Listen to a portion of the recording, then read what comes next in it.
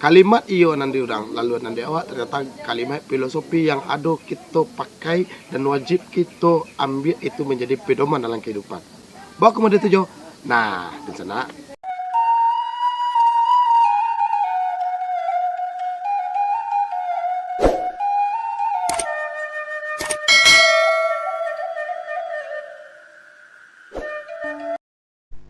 Iyoan nande urang baru laluan nande awak.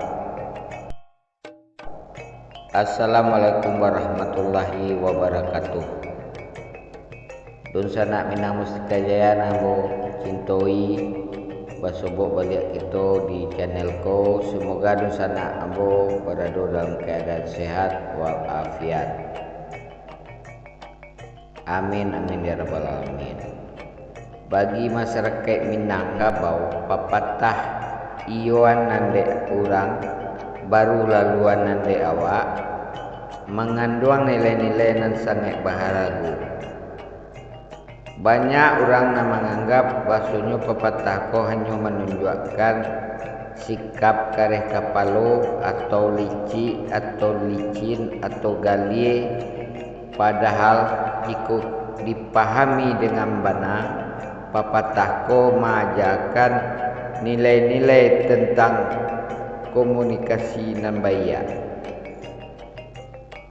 Dalam suatu masalah percakapan komunikasi, sebelum kita menyampaikan ide atau pemikiran, seeloknya kita memahami terlebih dahulu jalan pikiran orang yang kita ajak mengecek atau berundian. Dengan memahami sudut pandang orang lain, kita menunjukkan bahasanya kita menghargai dan menghormati orang tersebut. Hal itu juga dapat menciptakan suasana yang kondusif dan membuka kesempatan untuk berkolaborasi atau untuk berdiskusi atau untuk membuka pembicaraan yang lebih objektif. Sebelum memberikan ide atau pemikiran, kita perlu memposisikan diri sebagai penerima. Artinya, sebelum kita menjalankan pemikiran kita, seeloknya kita berpikir jika kita berada di posisi orang tersebut, apakah kita akan mengayokan pemikiran orang itu? Setelah itu kita dapat memulai untuk menyampaikan pemikiran dan ide itu secara jelas dan terstruktur. Namun indak salamunya orang akan setuju jo apa yang kita katakan. Oleh karena itu kita perlu memastikan bahasanya orang tersebut memahami sebelum mengayokan. Komunikasi nan elok adalah saat kedua belah pihak memahami dan menyanggupi ide yang akan dilaksanakan. Untuk itu kita dapat berusaha menciptakan sebuah kondisi di mana orang tersebut merasa nyaman dan mengerti apa yang kita maksud. Pepatah iyoan nande urang baru laluan nande awak bisa menjadi panduan untuk memperbaiki cara berkomunikasi kita dengan orang lain. Kita perlu berusaha memahami sudut pandang orang lain dan bukan hanya fokus pada hasil akhir atau tujuan yang ingin dicapai. Hal itu bertujuan agar komunikasi kita menjadi harmonis dan efektif. Oleh karena itu, bukan menjalankan program kita seorang tanpa memikirkan orang lain yang terlibat, melainkan membuat orang tersebut mengerti hingga inyo setuju do ide dan pemikiran yang kita sampaikan. Dalam konteks profesi, pepatahku dapat diaplikasikan pada sistem karajo di lingkungan karajo kita. Sebagai seorang profesional, kita harus menjurus pada kerjasama dan kolaborasi yang elok dengan rekan karajo.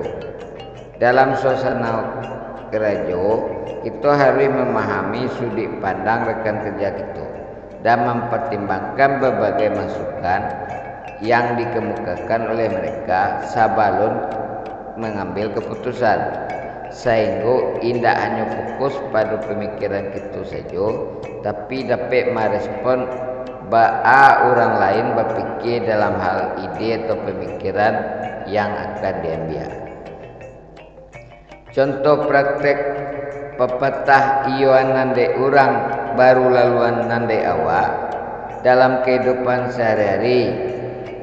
Contoh, saat mengajukan tugas kelompok anak sekolah misalnya atau mahasiswa, sebaiknya kita memahami sudut pandang dari pemikiran rekan kelompok kita. Kita dapat mendengar masukan, saran atau ide-ide dari masing-masing anggota kelompok sebelum memutuskan untuk mengajukan tugas tersebut. Dengan melakukan hal itu, kita diharapkan dapat menghasilkan tugas yang lebih baik dan berkualitas. Saya berkomunikasi dengan rekan karajo, misalnya di kantor atau di lingkungan karajo. Eloknya kita berusaha memahami sudut pandang dan pemikiran rekan kerja kita sebelum menyampaikan ide atau pendapat kita. Sebab rekan kerja yang lain juga memiliki pengalaman dan pemikiran yang berbeda, sehingga mungkin dapat memberikan ide-ide baru untuk suatu masalah.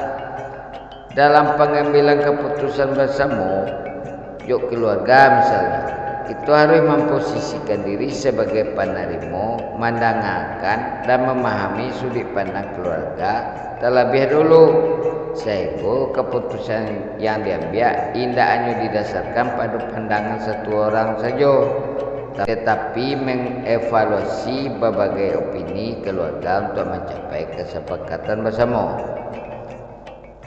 Saat mengecek dengan kawan atau sahabat, kita penting untuk memahami perasaan dan situasi yang sedang dialami oleh kawan atau sahabat kita tersebut. Dengarkan dulu cerita mereka dan berilah dukungan atau masukan yang sesuai. Saat bergabung di suatu organisasi, kita diharapkan untuk menghormati dan memahami visi dan misi organisasi tersebut, sehingga tindakan yang diambil oleh kita sebagai anggota organisasi dapat lebih sesuai dengan nilai-nilai organisasi dan mencapai tujuan bersama. Itulah beberapa contoh praktik pepatah iyoan nande urang baru laluan nande awak dalam kehidupan sehari-hari. Pesan yang ingin disampaikan adalah untuk selalu berusaha memahami sudut pandang orang lain terlebih dahulu sebelum menyampaikan pendapat dan ide kita. Dalam situasi apapun, penting untuk menciptakan suasana yang kondusif dan saling mendukung agar dapat mencapai tujuan bersama. Kesimpulan dari pepatah iyoan nande urang baru laluan nande awak mengajarkan kepada kita agar berkomunikasi dengan baik dan saling memahami. Dalam setiap percakapan, kita seeloknya menciptakan suasana yang kondusif dan saling mendukung sehingga dapat mencapai tujuan bersama. Dalam konteks profesi, perusahaan bisa mempraktekkan nilai-nilai pepatah itu demi tercapainya kerjasama tim yang harmonis dan produktif. Jadi dengan memahami nilai-nilai pepatah itu diharapkan dapat membantu masyarakat dan lingkungan karajo yang lebih baik lagi. Demikian itulah di sana kasarannya bahasan dari pepatah Minang yang berbunyi iyoan nande urang baru laluan nande awak. Semoga video kaliko ada manfaatnya. Mohon maaf atas segala kekurangannya. Terima kasih atas segala atensinya.